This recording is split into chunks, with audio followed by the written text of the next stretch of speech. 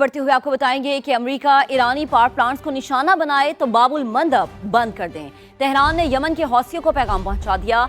खबर रसा इदारे रॉयटर्स के मुताबिक ईरानी क़यादत ने कई दिन गौर करने के बाद हौसियों को पैगाम दिया है ये भेजा गया है। रिपोर्ट ये बताती है कि अस्करी गिरोह ने बाबुल मंदब के करीब मिसाइल और ड्रोन्स नस्ब कर दिए हैं। 2 रोज कबल सदर ट्रंप ने ईरान के पावर प्लांट्स और पुलों पर हमले की धमकी दी थी।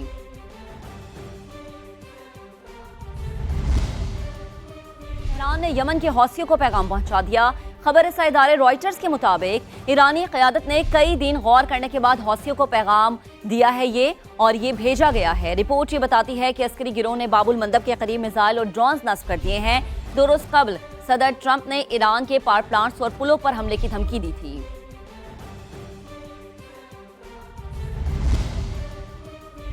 इससे पहले आपको बताते हैं कि खित्ते की सूरत हाल गैर यकीनी, हर चैलेंज से निपटने के लिए तैयार रहें। वजीर आजम शहबाज शरीफ की हिदायत, पेट्रोलियम की मसनूई किल्लत पैदा करने वालों के खिलाफ कार्रवाई का हुक्म। कहा सूबों के साथ मिलकर पेट्रोलियम बहरान पैदा करने वालों के खिलाफ एक्शन लिया जाए। सादगी और किफायत शारी इक़दाम का जायजा लेने के लिए इजलास में गुफ्तगू करते हुए वजीर आजम ने कहा कि अमरीका ईरान कशीदगी बढ़ने से मुस्तकबिल में मईशत मुतासर होने का अंदेशा है। जरूरत पड़ने पर बरवक्त इक़दाम के लिए जामे लाएहमल मुरतब किया जाए। मजीद बात करेंगे, इस्लामाबाद में मौजूद अपने नुमाइंदे उस्मान खान ने हमें ज्वाइन किया है। उस्मान, क्या डिटेल्स हैं? जी बिल्कुल, वज़ीर आज़म की ज़ेर सदारत जो किफ़ायती मुहिम के इक़दाम है उस हवाले से ये इंतहाई अहम इजलास था जिसमें वज़ीर आज़म को किफ़ायत शारी इक़दाम से मुतालिक जो है वो रिपोर्ट पेश की गई है। साथ ही साथ वज़ीर आज़म की जानिब से जो है वो इन इक़दाम पर इत्मीनान का इजहार किया गया और ये इस खदशे का इजहार भी किया गया कि खित्ते की जो मखदूश सूरत हाल है वो बरकरार है और साथ ही साथ हर मुमकिना चैलेंज से निमटने के लिए मुकम्मल तौर पर तैयार रहने की वज़ीर आज़म की जानिब से हिदायत कर दी गई है। वज़ीर आज़म की जानिब से ये भी कहा गया है कि गुज़िश्ता जो सादगी और किफ़ायत शारी मुहिम थी उसमें अवाम ने भरपूर हिस्सा लिया, भरपूर किरदार अदा किया, जिस पर वज़ीर आज़म ने शुक्रिया का इजहार किया है अवाम से कि उन्होंने अपना किरदार अदा किया। इसी तरह वज़ीर आज़म ने यह भी कहा है कि बरवक्त इक़दामात के लिए ज़रूरत पड़ने पर जो है वो फौरी तौर पर एक लाइन ऑफ एक्शन जो है वो बना कर रखा जाए ताकि अगर ज़रूरत पड़ती है तो उसके मुताबिक आगे बढ़ा जाए। इसी तरह बरवक्त ईंधन की जो फराहमी थी उसका भी जिक्र किया गया और वज़ीर आज़म का कहना था कि जो मतवसत तबका है, मोटरसाइकिल, छोटी ट्रांसपोर्ट, चिंगची और साथ ही साथ जो ट्रांसपोर्टर्स थे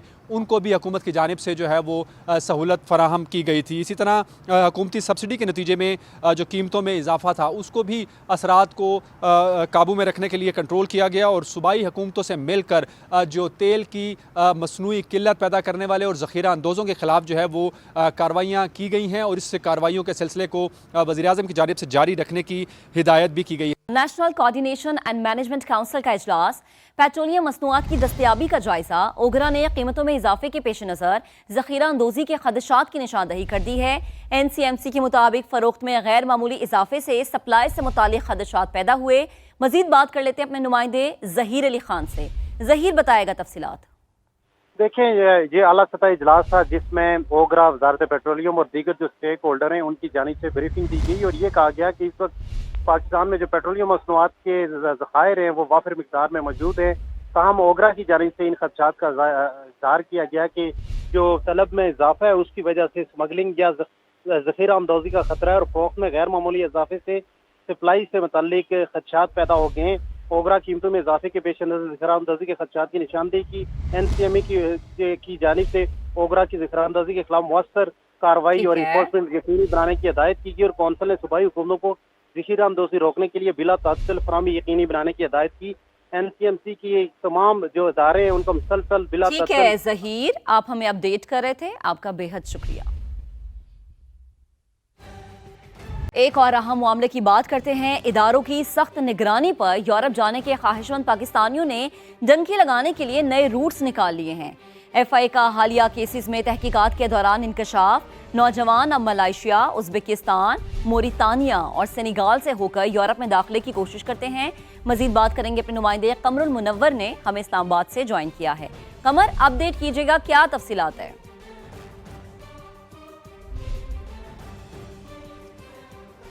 جی بالکل ایف آئی اے کی جانب سے اب جتنے لوگ ڈپورٹ ہوئے ان کی سے تحقیقات کی گئی تو ان کی تحقیقات کے دوران مزید انکشافات سامنے آئے جس میں یہ کہا گیا ہے کہ 3 نئے روٹس ایسے ہیں جس کو ایجنٹس اور ڈنکے لگانے والے استعمال کر رہے ہیں اور ان روٹس کے ذریعے جو ہے غیر قانونی طور پر ان یورپی ممالک میں پہنچا جا رہا ہے. جو پہلا روٹ بتایا گیا اس میں ملائیشیا جو ہے جینون ویزا پر لوگ یہاں سے ملائیشیا وزٹ ویزا پر جاتے ہیں یا بزنس ویزا پر جاتے ہیں اور اس کے بعد وہاں سے مصر پھر لیبیا اور لیبیا سے یورپ کے اندر داخل ہونے کی کوشش جو کی جاتی ہے اور اس میں بہت سارے لوگ جو ہیں کیونکہ یہ دشوار گزار راستہ ہوتا ہے اس میں جو ہے وہ جاں بحق ہو جاتے ہیں. دوسرا روٹ جو ہے وہ پاکستان سے ازبکستان وہاں سے بیلاروس اور بیلاروس سے پولینڈ جو یورپی ممالک ہیں وہاں پر داخل ہونے کی کوشش کی جاتی ہے اور یہ بھی بہت دشوار گزار راستہ ہے. سنگلاغ پہاڑ ہے یہاں پر برفانی چوٹیاں اور ان کو عبور کرنے کے بعد وہاں جانے کی کوشش کی جاتی ہے. جبکہ تیسرا روٹ جو ہے وہ پاکستان سے موریتانیہ پھر سنیگال اور پھر اسپین یا اٹلی جانے کی کوشش کی جاتی ہے.